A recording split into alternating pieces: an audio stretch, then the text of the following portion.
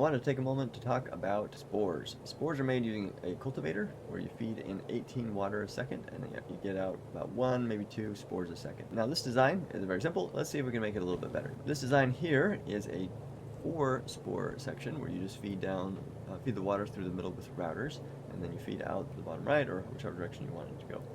Now this works pretty good, but there is a slightly better version that I'll be showing here in a second. But before we get to that point, let's look at a more compact version.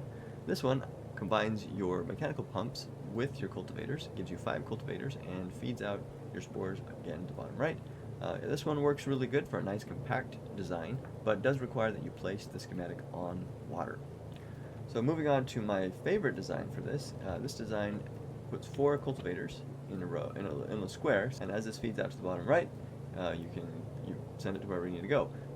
The nice thing about this design is you can actually take a copy of this design and paste it right next to each other, and you can even put 3 in a row if you would like. The problem with that is that the conveyor belt is not fast enough. You've got to get all the spores out.